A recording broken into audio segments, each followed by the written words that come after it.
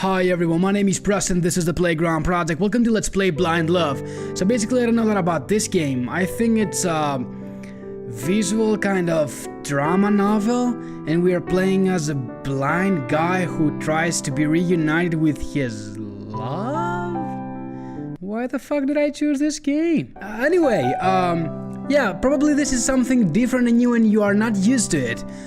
But I thought I should give it a shot because it sounded interesting. And also, I haven't found my true love already. So I can bear with this man's pain. Anyway, let's start. Yeah. Before the story can begin, please tell us the main character's name and the name of the one they love. Please know that the main character is male, with a female lover before deciding. Okay. Oh, Alex. No, my name is not Alex. So my name is... I need to think a beautiful and lovable name, according to this story. So my name is gonna be... Yes. Bootystabber. Let's begin. Oh, what's their lover's name? Sarah, no. My lover's name. I have already forgot about her name. She was beautiful like a flower. She was smelling awesome. But I can't really remember her name. Oh, I think her name was... I'm Poppy, I'm Poppy, I'm Poppy, I'm Poppy, I'm Poppy, I am Poppy, I'm Poppy. So the main character is Bootystapper, and their love is I am Poppy. There goes your love story. Anyway. This is a freaking horror story, man. And I'm also burning. Yes. So I was driving drunk, while being drunk, I'm of course. sorry. The chemicals that made contact with his eyes rendered him completely blind. Oh no! I'm gonna become Daredevil himself. Yes! Blind? My wife. I'm afraid so. There's nothing we can do to save his eyes. Excuse me, but I can hear you. There's nothing you can do. Nothing. You can't just leave him like this. I'm not deaf. I'm blind. Stop yelling. I'm sorry, but his eyes are too damaged to fix. He is not able to even register hues anymore because of the damage. He won't ever be able to see again. I won't be able to see my love again. That's me, probably. I lost my eyes. I was no longer able to see the world around me. I couldn't see the sun, the stars, the trees, my friends, my family. Hear nothing. All because of a drunk driving accident. What have I told you? I wanted to cry. I wanted to scream and curse the world. But what good would that have done for what I had lost? I wasn't able to see the world anymore. I wasn't allowed to. I had to accept it. All I could do is sit in that hospital bed and make friends with the new darkness I was forced to see and endure for the rest of my life. I couldn't help but let a wry smile grow on my lips, staring at the darkness in my mind. Not even my imagination would let me remember what the world looked like at that moment. How cruel. I heard a set of heels click their way towards me, growing louder and faster with each step. They were frantic, stopping and gaining speed as they clacked through the room. All at once I was surrounded by a warm pair of arms with a body crossed against mine. My body wanted to push away whoever was on me, out of instinct, but as the scent of perfume I knew and adored reached my nose, I relaxed within the arms wrapped around me. I am Poppy. This name ruined everything. Fuck. Her weeping into my shoulder broke my heart. I couldn't remember when she came, but when she did, I recalled the choked sob she released at what she saw. I could only imagine it. A bruised, burned, damaged man in a hospital bed with wraps over his eyes and injections in every open stretch of skin on his body that wasn't covered by gauze or bandages. It would be a scary sight indeed, especially if the one in the bed was her boyfriend. If it were a prank, it would be one of the cruelest ever imagined. A small sliver of me wished it was a prank. It didn't help that she was a war veteran. She fought hard and was given honors upon her leaving the army, but never shook off the images of death and destruction engraved in her memory. I don't think anyone could shake off memories like war. However, to see the one you love damaged and so close to death was probably like watching a fellow soldier fading away in the aftermath of battle. Her cries let me know that she was both happy I was alive but heartbroken at the damage I endured and had to forever live with. And I could do nothing but hold her and let her weep. When she stopped, her embrace around me weakened and I felt her pull away from my body slightly. Her breath let me know that she was in front of me, staring into my wrap-covered eyes. I'm sorry. I didn't mean to cry so much, but this whole thing is... Unfair? Oh, do I get to choose now? Life? I guess it's not neither unfair or life. Neither both of these options, basically. But I'm gonna go with it's okay because I want to deal with it as positive as I can. She stayed silent. What else could I tell her? What was done was done. There was nothing we could do about it now. I gently lifted a hand up and tried to guide it to where her face was. As I neared the warmth her skin emitted, her hand gently lifted my wrist and placed my palm over her cheek, allowing me to land on target. I let a small but sad smile grow on my lips as I ran my thumb over her skin. She felt soft, but her cheek was slightly damp from the tears she shed. I could barely picture it, despite not wanting to at all. The bootystabber said, "What happened happened. We can't just live in the regret of the pain. We can get through this." Her head gently nodded against my hand and I felt her nuzzle against my palm and fingers lovingly, covering my hand with hers. I felt helpless. I wanted to tell her that I would be fine. I wanted to comfort her with more than just words of strength. However, the dark feeling of anger and sadness in my chest wasn't going away. It crawled around in my core and made me want to thrust around, screaming and cursing my situation. I didn't want it to affect her, so I simply caressed her cheek as calmly as I could. I had to be strong, if not for her, then for myself. That is fucking sad, actually. Why am I playing this? That was 3 months ago. Oh, 3 months ago, my life without sight had begun. It wasn't a life I wanted to start, but it was a life I had to live whether I like it or not. Cheerful music on!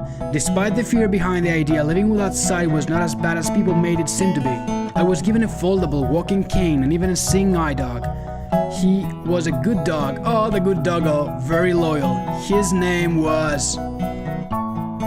Now, we're gonna be serious. So, what's the dog's name? I'm gonna name you like my own dog. Which her name is... Pickle. And I freaking love her. Pickle became my best friend really quickly, according to I Am Poppy. He was a she was a golden retriever, so he was extremely loving. He even enjoyed sitting near me as I worked. That's right, just because I was blind didn't mean I couldn't work. I've had to raise a middle finger to so many people about the fact when they didn't believe me. I was a writer, blogging about my life and making progress on a story I hoped would sell well. Of course, to make ends meet, I was a journalist. Before the crash that took my eyes, I was the best in the field. After the crash, I was still the best. That's right, bro. The news company I worked for was so relieved when I told them I could still write for them, despite my lack of sight. Do you want to know how? A voice command program my family bought for me, for my computer. They knew how important writing was to me, so they got together and bought a program that allowed me to work with just my voice. It was pretty nifty to say the least. It would read everything on my screen for me, so I didn't feel lost, and it would be my grammar assistant during my deep writing modes, making sure I wouldn't screw up a sentence by reading back my work. Still, waking up in the morning and doing my daily routine was hard. Even when I had my vision, I didn't want to leave my bed every morning. I can relate to that. My bed became an entrancing and comfortable lover that refused to let me go until demanded. However, my alarm clock was not a friend to me or my bed. I woke that day to the screeching of my alarm clock in my ear. As much as I needed to get up, I wanted the loud noise to stop first. Punch it? Turn it off normally? Cover your head with a pillow? What I would do? Probably... Basically, I don't have an alarm. So... Probably I will cover my head with a pillow. I didn't want to get up yet, so I covered my ears, burying my head in the bed with a pillow over me. However, as the alarm continued to sing its dastardly tone, I couldn't help but sigh. I slowly turned, mentally glared in the clock's direction, and turned it off. Good boy, mate. I finally rose from bed and rubbed my face, trying to wipe the tiredness from it. My back ached and my legs didn't feel like walking, but my mind was set on writing another chapter of my story and finishing an article for work. Come on, lazy asses, let's move. That's why my name is bootystabber. One foot moved across the bed to the edge, followed by the other in reluctance. My body slowly made its way up, and I found myself standing up on the cool wooden floor of my bedroom. I tilted my head back and stretched, letting out a relaxed groan before shaking out my limbs and rubbing my neck. Do we want to know all of this? Every inch of me screamed to get back under the covers and rest the day away. Unfortunately, work was calling my name and I couldn't let it off the hook today. I began to recall my step pattern, listing how many steps it took to get to the bathroom, then to the kitchen, then to my work desk from my spot. It took a while, but eventually I had the entire layout of my apartment memorized by counting steps and feeling the furniture. It was small enough to where it was manageable for me, but it was still a challenge. I lived in a very nice studio apartment fit for rich creative minds. I was paid very well for my writing work, but spent very little personally, so I had good money to spend on living expenses. If I wanted to, I could have gotten a house in a suburb like I am Poppy. I made enough to where I could have owned a house and probably could have settled comfortably as a suburban recluse. I don't know the fucking word. However, something about living in the city felt right and kept me on my toes. Plus, I didn't have to worry about heights. It's not like I could have seen out of my window anyway. Following my morning routine, I went to the bathroom, brushed my teeth, stepped back out, went to the kitchen and began to fix myself a coffee. Living without seeing its object or surface I thought was hard, but I was careful enough to leave everything in the same spot each time I did something. It made it easier to find things later. So, am I living on my own? Because I am Poppy lives in the suburbans. The buttons on my coffee machine had markings on it, showing me which button did what. I went for my usual black coffee and poured my sugar and cream, conveniently placed by the machine, into my coffee mug. Something about the scent of coffee calmed me, despite the drink itself being made to give energy. Maybe it was the warm and earthy undertone to it that gave it an extra ability, a trick of the mind. It was fascinating to think of such things. It gave me a new avenue to explore for descriptions and emotions, instead of relying on my eyes to give me all of the visual details. Perfect for a writer. As my mug began to fill with the dark liquid of the gods, I began to go through my day. Work, walk, pickle. Yay! That's the best part of my day. Lunch, work, walk, pickle, call ham Poppy, dinner, walk, pickle, bed. Yup, sounds about right. My life and daily schedule had to be kept simple and memorized for the sake of my disability. If something was out of place, I'd have to rearrange, mapping out my walking or stop all my plans to figure it all out. It wasn't a large deal, as most changes occurred from events out of my control, like Pickles scratching up the couch or I Am Poppy making a surprise visit. As long as I had time to get my bearings, I could get back on track. However, sometimes I couldn't help a little detour of my own accord. I want a donut! 2 steps to the right and I was in front of the fridge. If I was this man, I would probably have set my bed right next to the fridge. Opening the door, however, released a foul scent I couldn't help but gag at. What is that smell? It was a foul combination of garlic, soy sauce, and rotten vegetables, extremely bad when rotten together. My craving for donuts had disappeared though. With a sigh I held my breath and reached into the fridge. The smell had practically covered the entire fridge, so I couldn't make out where it was inside. I had to trust my instincts. Probably, yeah, I think it's gonna be in the fridge door shelf. My hand ran over each item lined up in the shelf, though I was positive I knew that the smell wasn't from the condiments. Still, I took note of what I had. Ketchup, mustard, hot sauce, parmesan cheese. No winch here. Oh god, so it's gonna be in the top shelf? My hand slowly wove itself through the items on the top shelf like a snake. Milk, carton of orange juice, pack of string cheese, pack of yogurt. All of these items were new, so they couldn't have been rotten. Thankfully, they were sealed. So, am I trying to find the donut or the rotten vegetables? Because if I'm trying to find the rotten things, probably they are on the bottom shelf. My hand skimmed over the objects and surfaces of the bottom shelf, letting me take note of what was there. Eggs, pack of microwave bacon, pack of hot dogs, fruit.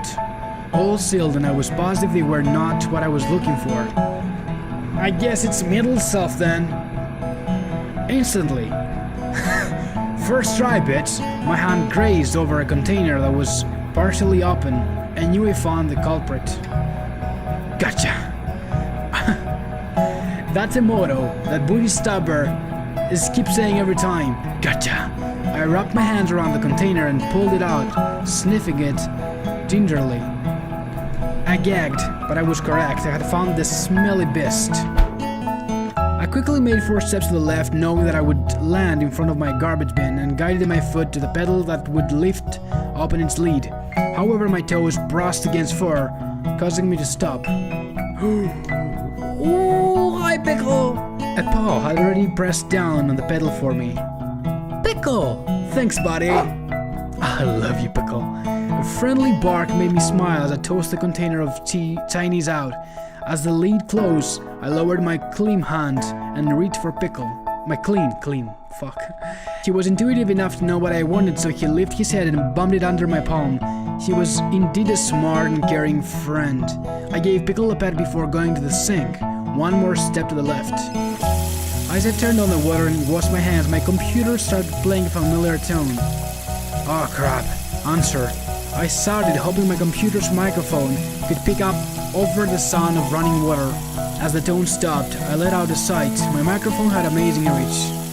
At least I didn't have to have my phone on me at all times to keep in contact with the outside world. When I was at home, my phone was never on. I connected to my computer's messenger program, so I didn't have to fiddle with the buttons to answer calls. All I had to do was use my voice. I dried my hands on the towel near the sink as a voice came up on my computer. Hey, you there? Yay! A smile grew my face as I left the kitchen, grabbing my coffee mug on the way out and walked towards my desk. Yay! I'm here! Oh, great. You're up. Did you have your coffee? I'm having it right now. Just made it. By the way, the Chinese food you left here yesterday went bad. I had to toss it out. Oh my god. I'm so sorry. I hope it wasn't a problem. Shit, I'm such a dumbass. Of course you are! Giving me rotten food? No, it was fine. I got it and cleaned it out. Still, I should have tossed it out. Sorry. I knew she felt bad for ruining my routine, but something as small as that was not a big deal, especially knowing that she didn't intend to leave it there. She was still sensitive about my limitations. She meant well. Still. So how was your day? It's okay, I promise. It's okay, I promise. I heard silence on the other end. However, I knew she was Are listening. you sure? Positive. Besides, I needed to check the fridge anyway. I wanted donuts. Wait, you have donuts? I don't? I thought I did. I didn't have any though. Want me to pick you up some donuts? Yay! You're the best girlfriend in the world! Stop, you're making me blush. That's why I'm fucking single. But I want donuts though. I haven't even gotten to the best part where I talk about how soft your skin is, or how much the smell of your perfume turns me on. Perfect. Yeah. I'm in public. I don't like this couple. I imagined her face flushed with a beautiful pink hue. She was a strong, independent woman, but once in a while, I would get her to blush, a skill I was proud of. She didn't mind, and her blush made her almost glow. She was gorgeous already. To see her blushing again would have been a dream come true. Still, I let the image resonate in my mind before going back to reality. So how was your day? Well, my day was pretty okay. Got stuck in traffic the first part of the morning, but I managed to make it to the station. Yay! I hope you weren't late to work. No, I made it on time. I clocked in, but I got stuck hauling files up from the basement to the top floor. Did they screw you over again? Yeah, but luckily the boss found out and gave me a couple hours break, so I can come visit you if you want. Well, you need to break those donuts if you want to come over. I'd love that. I could particularly hear the smile growing on her face. She loved visiting me, and I always welcomed her with open arms. Great, I'll stop by a shop and bring the donuts over. Woo! The freaking donuts. I can't wait. Alright, I'm going to let you go. Just wanted to check in and stuff. Okay. Oh, okay, thanks for calling. Absolutely. Yay. I love you. For a moment I heard silence on the other end. Did I surprise her? We didn't say I love you often to each other. Many people think that couples need constant reminding and phrase repetition to ensure their love. We were different. We didn't use the phrase often in order to keep its genuine meaning. She's still not answering? To say it consistently dulls the emotion behind it and makes it bland and typical, which was something neither of us wanted. I at least wanted the full feeling of love to be in the phrase every time I said it to I am Poppy. Finally, she spoke up. I could hear the love in her voice as she repeated the phrase back to me. I love you too. Yeah, I heard that too. We both said our byes and she hung up, letting me have a chance to breathe out of sight. It was nice to be able to talk to her and relax a bit before reviving myself back up for the work day ahead.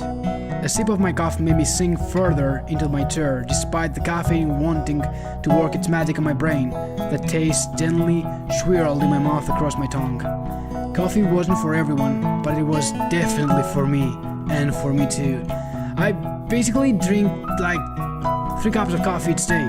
My mind began to wander onto everything that was going on in my story and what I had to do to make progress today, whether it was a chapter or multiple.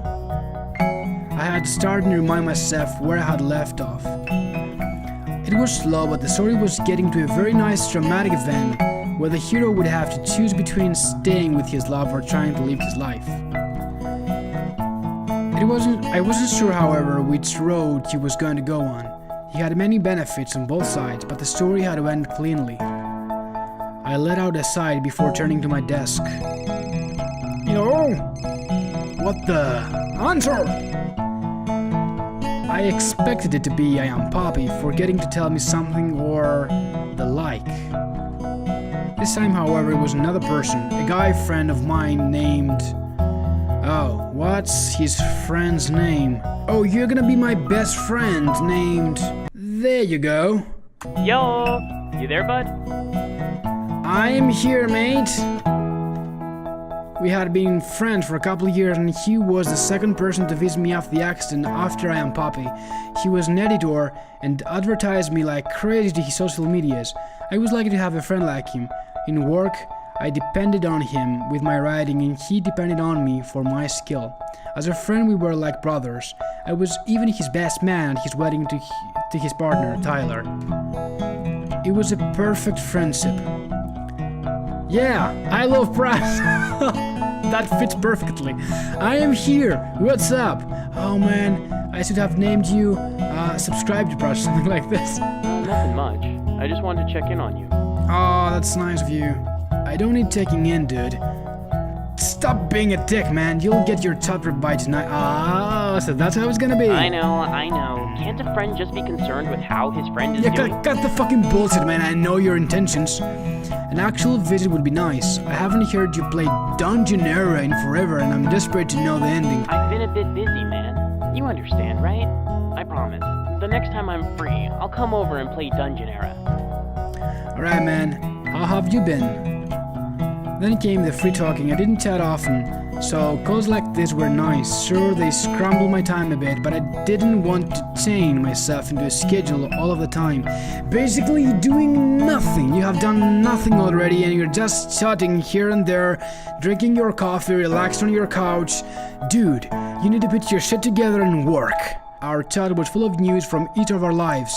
I love press. Me too. Was of course delicate about talking about things requiring side with me, which made me shake my head. I would never get used to it, feeling like I was being handled with kid gloves. At the same time, however, I understood why. No one wanted to offend me, and I didn't want to get mad at the wrong thing. It was a safe balance. Still, it was good to talk with I Love Press. For some reason it felt good despite my schedule for the day being thrown off. Maybe I needed this break. My mind had been focused on the past recently. Perhaps this was karma telling me to relax and just let the day flow. Of course I had to do some work, but I wasn't exactly baked into a wall by deadlines or anything like that. Maybe I just let my schedule die for the day. Hey, but I got a question for you. There's this writers gala happening this weekend, and I got invited since I'm an editor. Obviously Tyler and I are going to go, but I was wondering if you wanted to come too. Gala? Just my luck. A social event. It's not that I didn't like parties. In fact, I love going out to parties. I and Poppy usually came with me, and would practically steal the show from whoever we were attending for. But that was when I still had my sights. So basically now, we're observing my life. That's the introvert guy that I am. The fancy outfits, the colorful food tables, the lights, and everything visual about galas made them worth going to. When you can only see a world filled with one color, galas aren't exactly fun. I don't know, I love brass, it's just... I know, I understand. No, you don't know! I'm not gonna be a whining bitch. I'm gonna deal with this shit. Basically, I want to go to the gala. It's alright. She was trying to be a good friend, I understood perfectly. I'll think about it, okay? I'll bring it up to Aunt Poppy and see what she thinks. Sounds good. Yay. As I finished my coffee, I Love Press and I said our goodbyes and ended the call. Getting checked in once in a while was a good reminder that I wasn't alone. That thought made me smile a bit. Alrighty then, computer, open Word document chapter 7. The fuck was that? My computer replied with a tone of acknowledgement, letting me know that it had been pulled up and was ready to go. Repeat last paragraph. I listened as the computer's voice system began to read the last paragraph I had written to me. The hero was torn between two situations. On one end, he had to save his kingdom from an incoming enemy army. On the other, the one he loved was in danger and needed him beside her. I sat and pondered both paths. If he saved the kingdom, he'd be able to help save thousands of people, but his love would fade away. If he saved his love, he would never be able to face his comrades again, for deserting them and just be a wanderer for the rest of his life. It was a tough decision, but I was unsure of how to let the story unfold. The words naturally flowed out of my mouth, letting my instinct take control of my story. So do I have to choose? He stood tall and told his ally, I will fight beside you versus this enemy. He turned away and told his ally, I must save her. I know this is a love story, but the logic... I mean, the more logical thing to do is to save thousands of people because I am their king? And I should be doing that? I mean, I will not abandon them all just for one love. So, I'm gonna stood tall. His heart bled for his love, but he knew that he had to save his kingdom from being destroyed. His determination stood steadfast, completely filling his mind with courage and hope. Yeah... So this is the consequences for rejecting my love, so my heart bled for my love. I nodded to myself at what I said. A little action, but a little remorseful drama. If romance came about, it had the chance to come later. The hero would face a hard trial at the end of his war. I thought about the 2 sentences. Did I fuck it up? Oh shit. I thought about the 2 sentences. I had said nothing of the path my story was going to go on. Did I really want to make my book like this? Would this story be intriguing enough for the audience to grasp? I let out a sigh and tried to relax. I knew I couldn't beat myself up over this. Nothing good would come over from it. I continued to paint my story following the path I had set for it. I didn't want to go back now. Sentence upon sentence flowed from my lips, carving out the world and spinning the tale I desired to weave. Eventually, Aunt Poppy did visit with a dozen assorted donuts. Yes, that's the best part of the day after a walking pickle. The smell was divine and the taste was even better. The glaze, despite it being sticky, was sugary and warm. Perfect. I was grateful, but Aunt Poppy couldn't stay long. She told me that she had to return to work to get a head start on organizing the files she had retrieved that morning. Still, it was good to hear her voice and feel her embrace. I felt happy within her arms. The rest of my day came and went with me dancing between work, walking, and playing with Pickle, and eating. Basically, that's my everyday schedule. My life was simple and I enjoyed it. Many people dream of doing crazy things, but I was quite content with my simple pleasures. As dinner time came around and my previously ordered pizza had arrived for me, I uncontrollably began to think about I Love Press's invitation. Laying the pizza box on my dinner table and sitting down, I pondered the idea of going. I hadn't been to a social event since the accident, and many people would want to see me, knowing how much I love Press spoke about me publicly. How would it be like? I'd walk in unable to actually see anyone and randomly feel people take my hand, shake it, or guide me somewhere. I wouldn't be able to bring Pickle.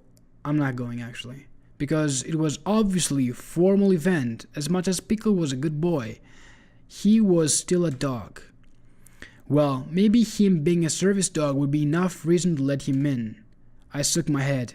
Formal event meant pompous attendees, which also meant allergies as excuses. I took a slice of pizza and bit a piece out of it, tasting the delicious cheese and sauce melt together in my mouth. The local pizza place I ordered from was better than any chain pizza place by far. They proved it every time I ordered pizza from them. The pleasure my dinner gave me taste buds distracted me from hearing my messenger go off. Quickly I swallowed my food and commanded my computer to answer. Being that I sat in the chair closest to my desk. I knew it was Aunt Poppy, so I quickly grabbed a couple of slices of pizza, placed them on some napkins that I had set next to the box, and walked over to sit down at my computer. Hey, did you eat dinner? I was literally stuffing my face a couple of seconds ago. That's good, I guess. How's writing? It's been rocky. It's been pretty good. I might as well be the king of writing. I was beyond confident in my skills. The story I had woven was the best I could write, and no one could say otherwise. If there were any mistakes, which I doubted, then I Love Press would fix them for me as my editor. That's what editors are for, right? But hey, I needed to talk to you about something. I Love Press invited me to a writer's gala. He did? What did you tell him? I said I'd think about it. I had to admit I was curious about going. However, I wanted to hear what Aunt Poppy had to say first. What do you think? Me? Why do you want my opinion? I want you to come with me, basically, because I want to know what you think. Just tell me what you think, because I want to know what you really think. I valued her opinion and wanted to know what she thought of the situation, especially since she truly knew my predicament. Well, I think What? I think you should, but I don't know. Will it just be him and you? I don't know. Well, if I went, I would want you to go with me. Besides, I can't bring Pickle with me, so I need a guide. He's bringing Tyler, so he can't help me. I've wanted to go out with you for a while. What was that? I heard a muffled gasp from my Aunt Poppy's end, making me slightly smile. Was he blushing? I hoped it was, but it was true. It had been forever since we went out. Might as well go out together at the gala. Well, I mean, I guess I could go with you and help you around as your date. So does it mean we're going? I guess so. Oh, damn, what am I going to wear? Shit. What about me? I'm afraid I'll put on the wrong blazer with the wrong pair of pants.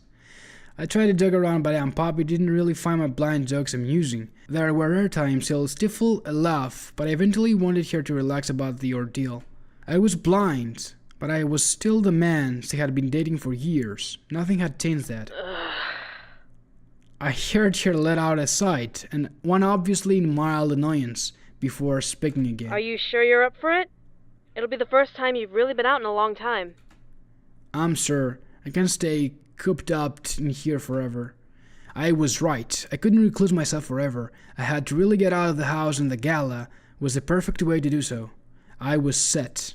With Aunt Poppy by my side, I would surely have a good time. The week ran by extremely fast. Aunt Poppy rearranged her entire schedule to make sure she could find a nice dress and help me with my outfit. I needed a new suit, so I went out and got one. According to both Aunt Poppy and my dog, giving his approval in the form of a bark I recognized, I looked damn good in my new suit. I began to memorize the fabric feel of my new blazer and slacks. I had remembered to match them instead of pairing the items with other articles of clothing. As a safety precaution, Aunt Poppy set it right behind my bedroom door, separate from my other outfits so I can find it and not get confused. Where? Behind my bedroom door. Alright. She was always a step ahead of me. Finally, the night of the gala had arrived. I had dressed up and made sure that I was entirely fit to go out. A friendly neighbor, Spider-Man, took in pickle for the night, letting me know that they were happy to see me finally go out. I let a smile grow on my lips at the statement. This was a good idea. This was a very good idea. The fuck, man? That was scary. A knock rapped on my door, answering me to rush to the front to let in my visitor. I knew who it was, so I wanted to be quick, grabbing my keys and wallet at the same time. Ooh la la! I wrapped my hand around the doorknob and turned, opening it and taking in the sudden scent of delicate perfume. I couldn't help but let out a pleased sigh at the scent. It was my favorite smell, and I knew exactly who was wearing it. Basically, dude, I can see who is wearing it. You smell terrific. That giggle, though. Aunt Poppy let out a giggle and lightly slapped me on the face, on the shoulder. Thank you. You look absolutely handsome. Oh, thank you. I felt her body lean against mine, the fabric of her dress lightly rustling against my suit. I knew she wanted a kiss, but we had to get going soon. Kiss that girl, dude. That's your last chance. Kiss her, of course. Kiss her. I wrapped my... I sound like a pervert, but she's my girlfriend. I wrapped my arms gently around her waist and kissed her, knowing her face would diddle to align my lips perfectly to hers. Just like saying I love you, we didn't kiss often. We wanted each kiss to be special, to carry our love perfectly. What kind of relationship is this?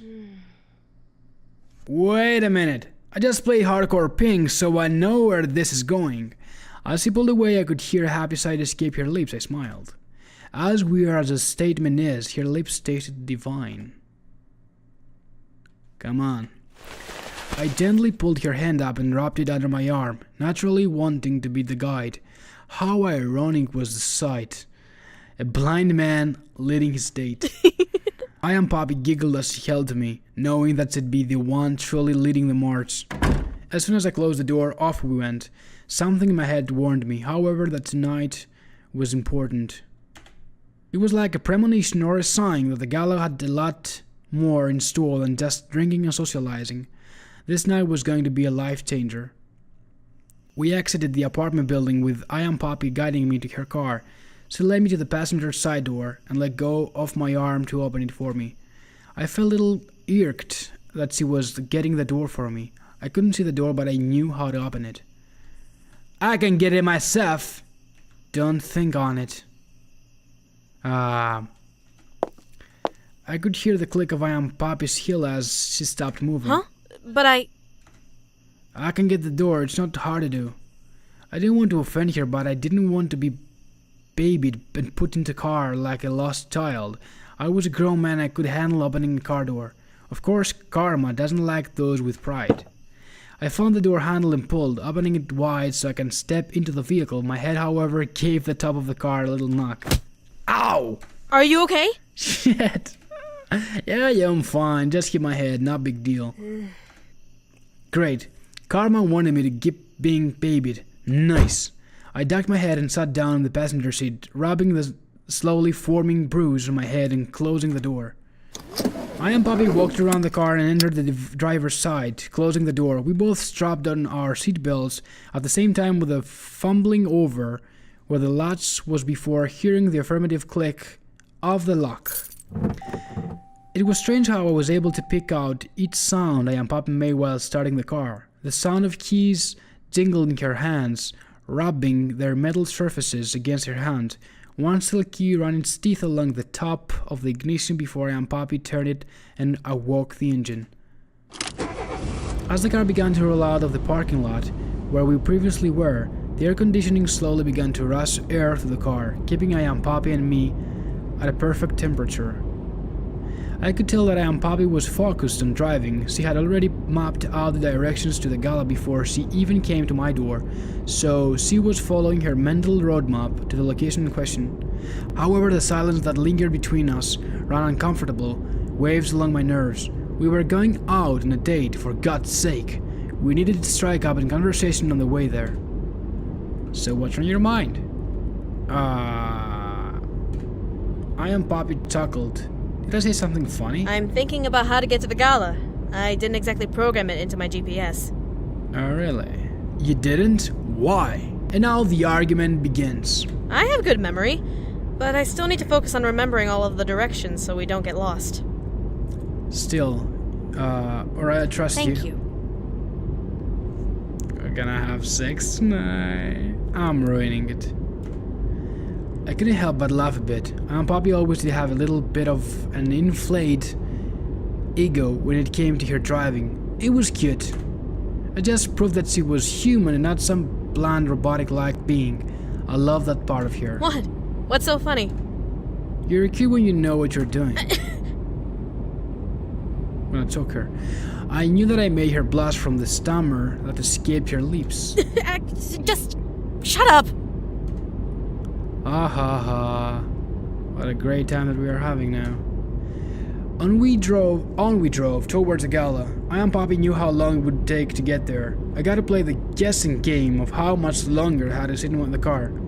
Some small part of me rather enjoyed the idea of not knowing how long it took to get to the gala. I couldn't explain it, but something about being ignorant about the time and distance made the trip interesting. Maybe it was because I got to spend time with I and Poppy. Maybe it was because I was finally out of the house. I knew the answer deep down. Regardless, I held on to that enjoyment mentally before letting I and Poppy break my thoughts. Mind if I ask you something? What is it? I turned my head slightly to I and Poppy, surprised at the question. Why was she asking if I minded? She was free to ask anything with me. What made whatever was on her mind taint her? I replied anyway, wanting to see where this was going to go. Huh? Sure, what is it? I waited. What did she want to ask me? It sounded important just from her tone, but she remained silent. I'm Poppy? Sorry, it's stupid. Alright. I don't fucking care, actually. I'm sure it's not stupid. If it was important to her, I was willing to hear her out. She didn't have to hide anything from me unless it was really something she didn't want to say. I and Poppy let out a sigh before speaking again. Can I be honest with you? Yeah. Where did this come from? Always. I heard I and Poppy sighed slightly in relief before continuing. I've been thinking about us. Oh, she's gonna break up with me. About us? Yeah. Whether or not what I'm doing and what you're doing is... How do I say it? I and Poppy, are you having... No, it's not that. I'm just... Silence lingered in the air, filling me with a small form of dread. Was this really happening? We didn't even get to the gala, and here she was dropping a scary bomb. I feel like I'm babying you when I shouldn't be, yet I can't help it. I want to... Ugh, I really don't know how to say this. There are times I wonder if you'll be able to help me as I help you. If I'm in trouble, will you be there? I think about this all the time, and yet I know the answer. How can you say that? You know I'll always be there for you.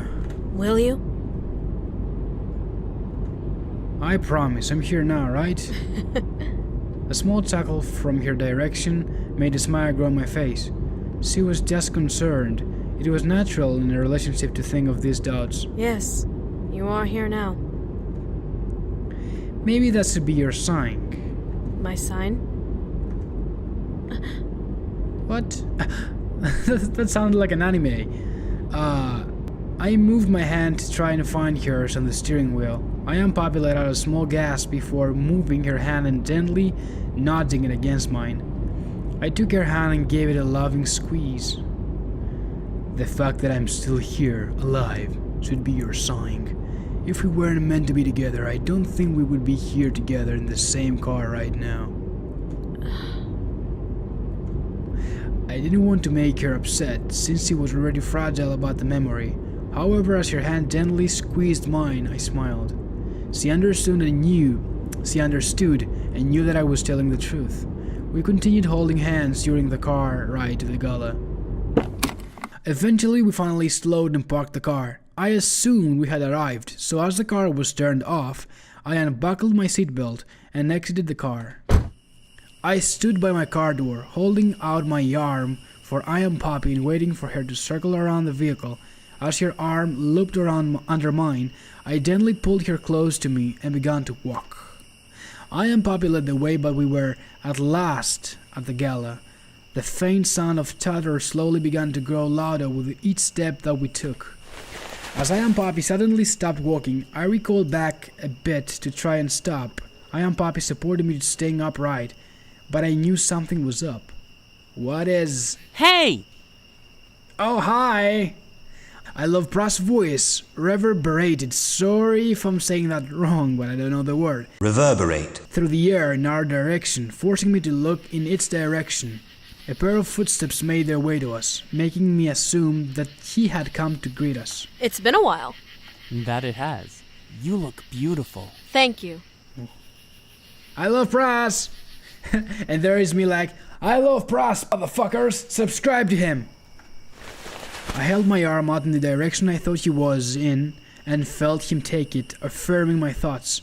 We shook hands, and he chuckled. So have you finally given up on the life of being a recluse? Reckless. Don't count on it just yet. Let's just see how tonight goes. It's been months since I've been out, after all. Very true. Well, I certainly am glad you're here. People have been asking about you like crazy. That's because you talk about me all the time. Really? What have people been asking? I'm not gonna be an ego buster, because the world doesn't revolve around me. But that's because you talk about me all the time. I love Pras laughed, making me laugh as well. It was good to hear him not from a set of computer speakers. I talk about you all the time because you deserve fame. If you didn't, I would never even associate with you. I don't know whether or not I felt complimented or insulted. Take it however you like. Everyone here knows about you, whether you like it or not. Are you serious? Yeah. I may have talked about your upcoming book at a couple of interviews, so you may be a little famous. You've been talking about his book? It hasn't even come out yet on his blog. Oh god. I couldn't help it. The last couple of chapters were so interesting. I had to rev up some hype for it. My chest began to tighten in nervousness. It was my first book, and yet now everyone assumingly knew about it before it even came out. I expected some familiarity with the other guests, but to be known for a hyped book, I couldn't stop the nerves in my body from quaking. Luckily, I Am Poppy gently squeezed my arm, calming me down with her touch. It was good to have her by my side to keep me grounded. Still, you should have asked about publicly talking about the book first before revealing anything. I know, I'm sorry. Forgive me? Let's just get inside. I gently pulled on I Am Poppy's arm, motioning her to guide me inside. I was a little frustrated, but I had to move on. Silently, Aunt Poppy walked with me towards the tower of the gala with the footsteps of I Love Prast not far behind me.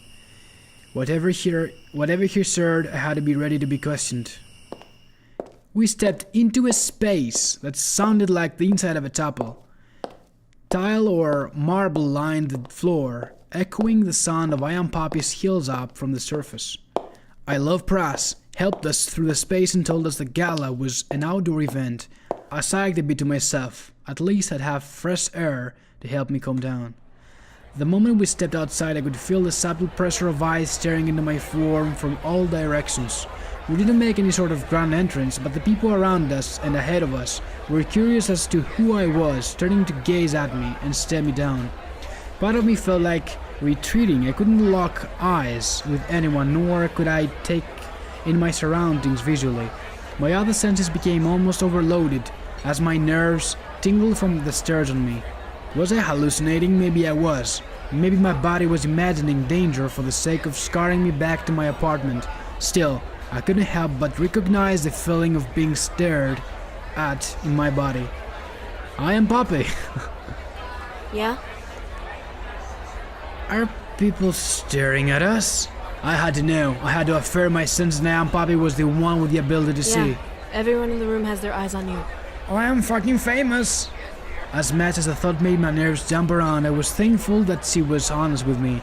I nodded to her before taking a breath. I Am Poppy began to guide me further into the event area, where I became surrounded by hushed whispers and stares. I gulped silently. This really wasn't how I intended to return. I must have looked like some sort of jerk wearing sunglasses at night. Dude, you could be secretly become a daredevil. I had to wear them, though. I didn't need to open my eyes, and letting people stare at my closed eyes was, according to I Am Poppy, awkward. They were pretty generic shades, though, so I hope that I didn't look entirely like a pompous jerk. Eventually, we stopped with I Am Poppy pulling my arm back to halt my walk. I heard the soft fizz of drinks near us as someone, assumedly a server, spoke. Would you care for a drink? I shook my head. As much as a drink sounded good, I wasn't in the mood for a drink at the moment. We had only just arrived. As I felt someone reach around me, I scooted to the side to give the person room. Relax, it's just me. You may not want champagne, but I always make sure to have a glass in my hand. Make a joke or not. No, I'm not gonna be emotionless. I'm gonna make a joke to break the ice. I smirked. It's champagne? I couldn't tell. Looks like fizzy water to me. Huh? How could you tell? Are you sure? Wow. I cannot believe I fell for that. What was that? You don't like my jokes?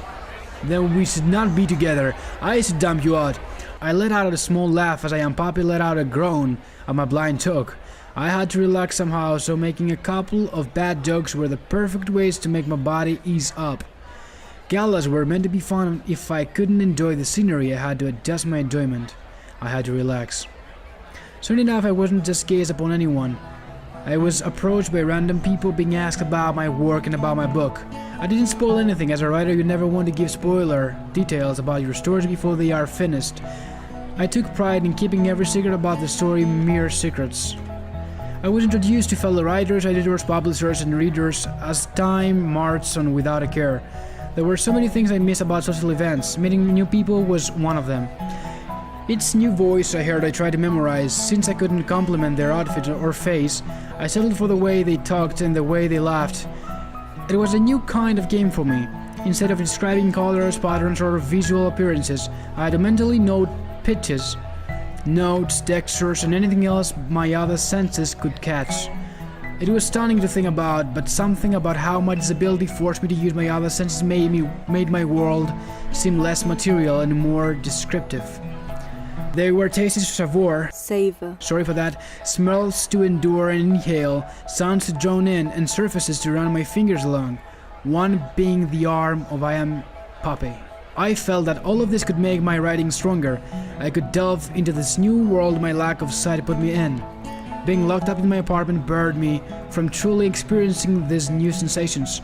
It was a good idea to come. However, I could feel I am Poppy getting antsy. Was he cold? Are you okay? Yeah, it's nothing. I could tell that she was lying, just from the sound of your voice. Why would she lie? Man, you're taking every situation so seriously. I gently squeeze your hand trying to calm you down. I can practically feel your anxiousness for something through your arm. What's wrong? I want to dance. I have a weird girlfriend. What? You can't see it. There's a dance floor. And there's a bunch of couples dancing together. Let's do this fucking shit. Dance? My mind went blank at the idea, unsure of how to feel. I really didn't need my eyes to dance, but seeing her made any dance much more memorable than any sense could describe. I felt waves of different emotions rush at me all at once. I felt anxious, nervous, confused, sad, and blank all at once. I wasn't sure of what to say. However, I knew that she really wanted to dance just from the way she held my arm. She gripped to it, wanting so much to pull me towards the dance floor, but she remained still. Don't worry about it. We can keep mingling. Let's dance! I heard her gasp beside me. I must have surprised her. Hell, I surprised myself. I looked in her direction and smiled gently, letting her know visually that I was serious. I could practically hear a smile grow onto her face as she gently led me to the dance floor, away from the group that wanted us to join their tether. I didn't care for the words. I wanted to make Aunt Poppy happy. If dancing made her happy, then I was willing to dance with her. Oh, that's so cute. Aunt Poppy finally stopped and moved to stand in front of me. I wrapped one arm around her as she lifted my other hand and let me hold it beside us. I'm seeing symbols. Slowly we began to sway to the music around us, letting the soft rhythm guide our bodies side to side. Sure, I wasn't able to see her face, but I knew that Aunt Poppy was smiling like an angel. Like me, because my name is Angel. The memory of such a sight made my heart both squeeze in pain and inflate with joy. That sure sounds like an anime voice. I gently pulled her body closer to me, wanting to simply feel her warmth. After a small cute gasp, Aunt Poppy stepped closer to me to get even closer. We're about to have sex. Shit. I'm still messing this up. Despite not being able to see her, I still love the warmth of her body and the smell of her perfume. Both reminded me constantly that she was with me. I wasn't in heaven or in any purgatory. I was here with her.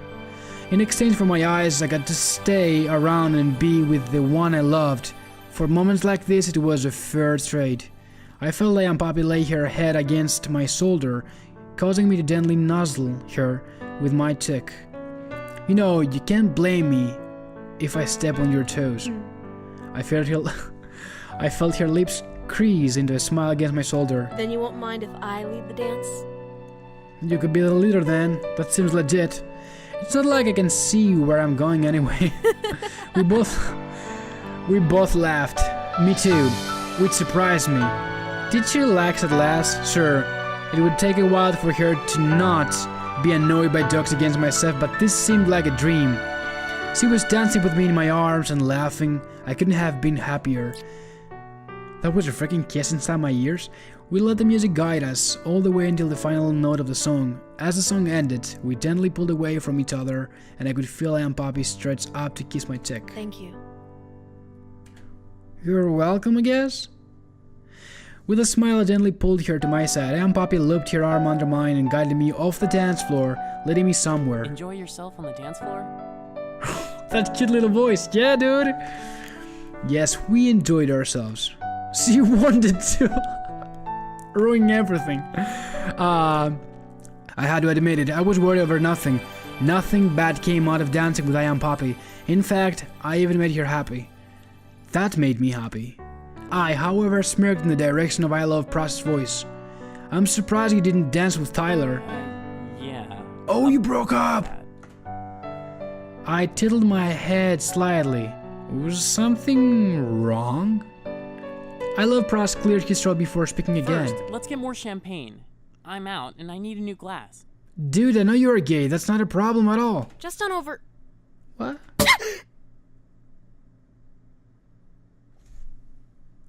Before Aunt Poppy could continue, she let out a short scream of surprise from the sound of popping behind her. Because of how close it was, it almost sounded like a gunshot. Aunt Poppy gripped to my hand, almost blocking blood flow, and I instantly turned my head to the sound. As the sound of drizzling fizzy liquid reached my ears, I put two and two together. A bottle of champagne was popped open behind us. Hey, watch where you're popping that! You scared the poor woman! My apologies, sir. What the fuck happened, man? It was just popping champagne. Never knew champagne could be so violent to open. Anyway, are you okay, Aunt Poppy? What the fuck happened? It's not actually that we are playing a horror game or something like that. That guy just opened champagne. Hey, it's okay. You ruined our moment, bitch. I mean, not bitch, dude. I reached my free hand across my body and gently laid it against Aunt Poppy's arm, which was tense. Did the pop suck her that badly? Weird things happen. I gently pulled her closer to me, trying to find and pet her head. She flinched at my touch, but she didn't fight back. I'll be right back. What's wrong with her? Aunt Poppy suddenly released my arm and began to walk away from me. I instinctively reached out, but someone placed their hand on my shoulder. Let her go. She needs to relax. That idiot popping the bottle set her off. Nothing to say, apparently. I knew that sudden noises freaked Aunt Poppy out, but I had never experienced such a tense reaction. Did she look okay? No, she looked dead pale. I felt terrible. I couldn't do anything to help her despite being the one she clung onto. Was I really that useless?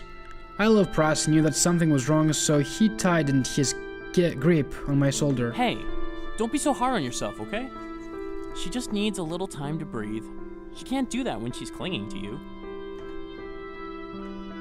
Still. Guess you're right.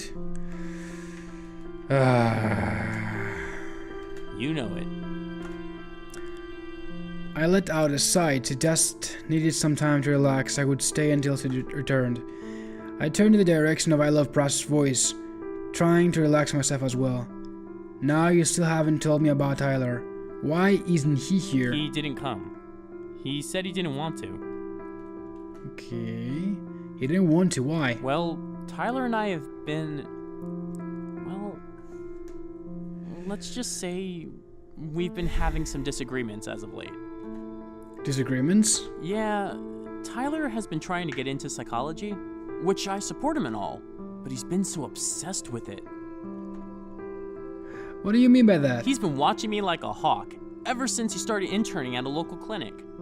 He keeps taking notes on what I eat, what I read, everything. He won't stop. I've asked him to stop multiple times, but he keeps saying that he's practicing for his internship. At first I was okay with it, but now it's almost freaky. I heard the Love Pross sighed and chugged down a drink before continuing. He must have been pretty upset about all of this. Eventually, I started going out more. I've practically memorized the layout of my town by how many times I've walked through it. I just needed to get away from him. But whenever I get home, he starts questioning me. Where did you go? Who did you see? Why are you leaving the house? Over and over and over again. I understand that he's trying to be a better analyzer and stuff, but he's practically choking me. That's how relationships work. Damn. Don't you think you're being a little rough on him?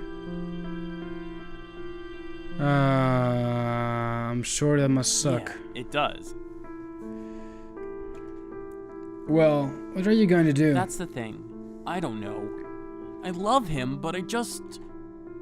It was rough to hear my friend going through a bad time. I wanted to support him, but it was his relationship. I didn't need to get involved.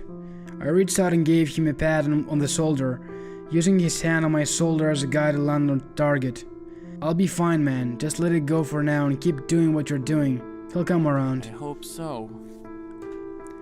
I love Pras let out another sigh and chugged yet another drink down before tightening his grip on my shoulder. Can I be honest? What's up? Is it bad that I sometimes envy you? Envy me? Why would anyone envy me? I write, eat pizza, and play with pickle every day. Sometimes I'd eat the tiniest food instead, but my life wasn't grand. For you not being able to see. Instead of pushing you away or pestering you, the one you love is taking care of you. Was she really trying to compare our relationships with my blindness? I know I sound so wrong, and I know that it doesn't make sense, but at least you're being taken care of and stuff. I'm struggling to even keep my relationship from falling apart. You're an asshole. I am Poppy and I have our problems too. I really couldn't say anything. I didn't know what to say at all. I just kept my mouth shut. I'm sorry. I know I'm dumping this all on you. I'm being such a moron. Yes, you are, really? It's fine. You needed to vent. It's okay. I tried to reassure him that everything was fine. He was a friend that needed to let out his feelings. As his best friend, I had to listen and support him. Yeah, because he's also a subscriber to me, so I don't want him to leave. I gently moved my head from side to side, stretching out my neck. Aunt Poppy had been gone for quite a while, but she knew the way back, right? Hey, what time is it? Huh? Oh, it's 8:59. It's almost time for the fireworks. Fireworks?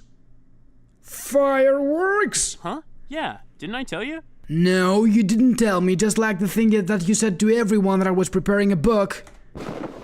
As my words ended, I heard the whistles of rockets fly into the sky above, bursting one by one and earning applause from the people around us. My mind, however, began to fly back to the popping champagne and how violently Aunt Poppy reacted to it. If she was set off by a simple pop, then fireworks would be hell on earth for her. I have to find her. I quickly turned to leave and try to find Aunt Poppy, but I love Pras grabbed my arm, stopping me. Hold on! What? I turned my head and body back to I love Pras, wanting so much to pull away. How are you going to find her when you're blind? Let me help. Okay, I love Pras had his eyes. He would be able to guide me to Aunt Poppy without me wandering hopeless. I love Pras took my hand and placed it on my shoulder before walking ahead of me. I gripped to him as I followed. I was slightly irritated that I needed help, but my focus had to be on finding Aunt Poppy, not on my disability. The fireworks continued to crash and explode into the sky, whistling and booming above us. I grew more worried as more fireworks went off. I love Pras placed a hand on mine, trying to reassure me that everything was okay. I kept moving only to stop at the sound of crying. The voice behind the whimpers was one I knew. I am Poppy! I bolted in the direction of the crying as I rushed forward. I felt myself move further away from the event area. Did Aunt Poppy really go that far away? I slowed my running as I got closer to Aunt Poppy's cries, eventually going into a slow walk. Her voice came from below and I knew that I had approached her form. I stopped right as my scenes gently brushed against her, letting me know that she was curled into herself. She flinched at my touch and quickly scooted away from me, only to make me go on my knees and reach for her. I was hovering directly over her body, feeling her gasp and shudder both from fear of what I would do and from the explosions above us. I remained still, deciding what to do. Cover her from fireworks? Pull her back into your arms? Basically, it's wise not to move her because she's still fragile. But I don't know what she's up to, so I'm gonna cover her from fireworks? I don't know. She needed help. I needed to protect her. Oh, so I became the guy that you want to be there for you. I gently let my chest lay over her back, shielding her from the lights above.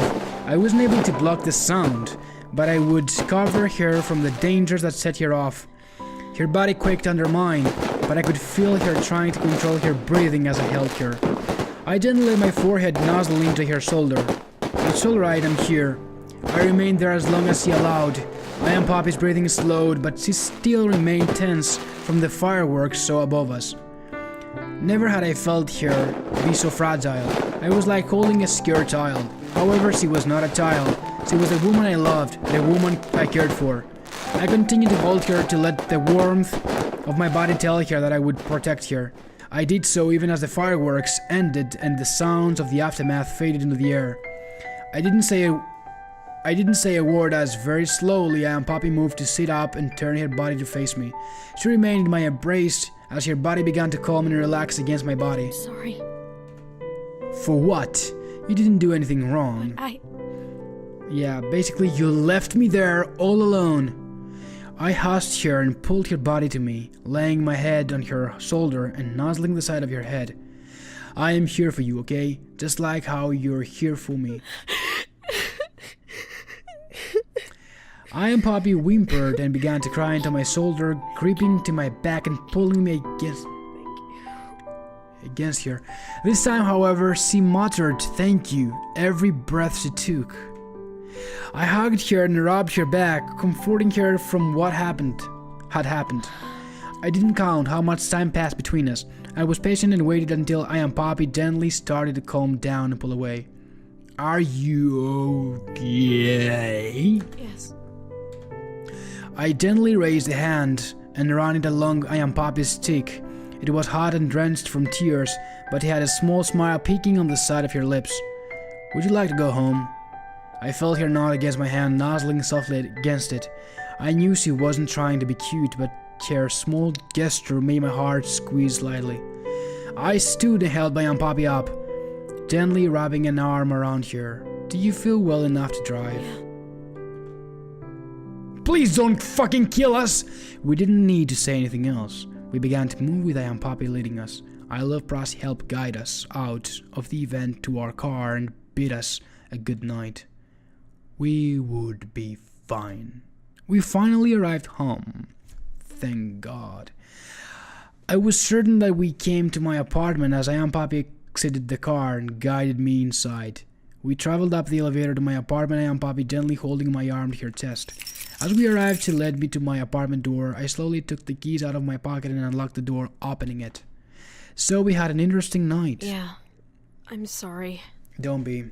For what? I've been trying to get better with my PTSD. I guess I haven't fully gotten control of it. I don't know what is that, and I should probably know. But I smiled gently and moved my arm to wrap around my Aunt Poppy's waist. It's nothing to be ashamed about. Besides, we finally went out after all this time. Oh, yeah, the fear that you had previously. I would call that a good night. She didn't believe me. I could feel it as she slightly tensed up in my arms. Aunt Poppy began to pull away from me, placing her hands on my chest to do so. I should go. Why the fuck? We are a couple. Stay here for the night. I understood. She needed to be alone after the whole ordeal.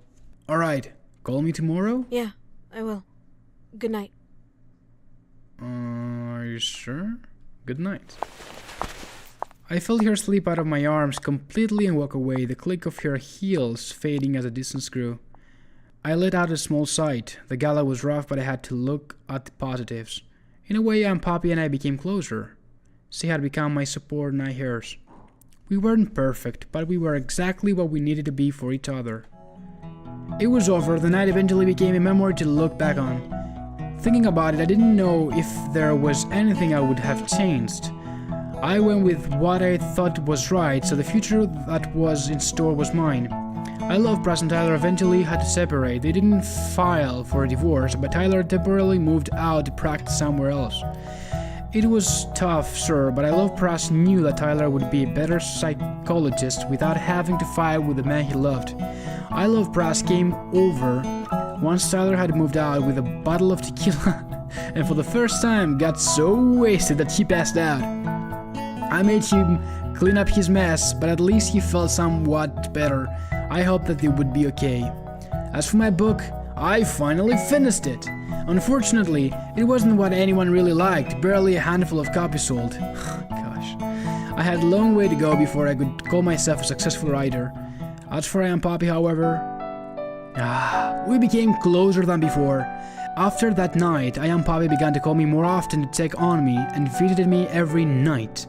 I was beyond happy to have her. Not only did she help clean the house and play with Pickle, but she made sure I didn't always eat delivery by cooking dinner each time she came. Man, was she an amazing cook. Eventually I would ask her to move in with me. I loved her dearly and never wanted to leave her side. Until then, we would build our love to perfect romance. And almost perfect. That fucking took me forever! Almost perfect. This is better than my own life. Fuck.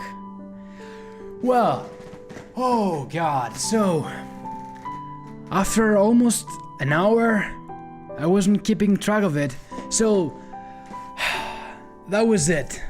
Blind Love.